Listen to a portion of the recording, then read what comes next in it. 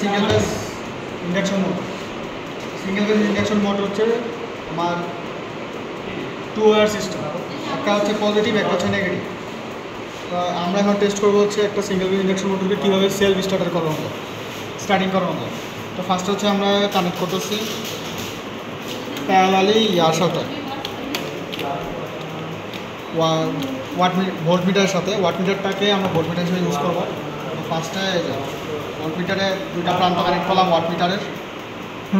Watt মিটারে যে volt metre দুটো প্রান্ত আছে এই দুটো কানেক্ট করলাম। এরপর এই যে দুইটা সোর্স আছে, এই দুইটা সোর্সকে প্যারালালি কানেক্ট করলাম ওয়াট মিটারের সাথে। এরপরে এখানে আমার হচ্ছে সিঙ্গেল ফেজ ইন্ডাকশন মোটরের জন্য একটা মেইন উইন্ডিং আছে, একটা অক্সিলারি উইন্ডিং আছে। এই দুটো হচ্ছে মেইন উইন্ডিং, এই তিনটা হচ্ছে অক্সিলারি উইন্ডিং। তো এই তিনটার মধ্যে মাঝখানে একটা নষ্ট হচ্ছে মেইন উইন্ডিং, যেটা কানেক্ট করলাম দুটা দিয়ে প্যারালালি কানেক্ট করলাম, ঠিক আছে।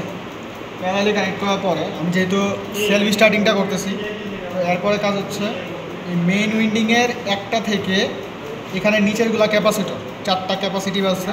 তো আমি প্রথম দুইটা নিতেছি। তো মেইন উইন্ডিং থেকে আমি ফার্স্টে এই যে S1-এ নিলাম, কানেক্ট করলাম। এরপরে S2 থেকে কানেক্ট করলাম হচ্ছে আমার অক্সিলারি উইন্ডিংয়ের ফার্স্ট প্রান্ত, এবং অক্সিলারি উইন্ডিংয়ের শেষ প্রান্ত থেকে মেইন উইন্ডিংয়ের শেষ প্রান্ত কানেক্ট করলাম। এখন আমরা ভোল্টেজ সাপ্লাই দিব, সাপ্লাইতে দেখবো যে ও নিজে নিজে হচ্ছে কাজ করতে পারি না ভোল্টেজ সাপ্লাই।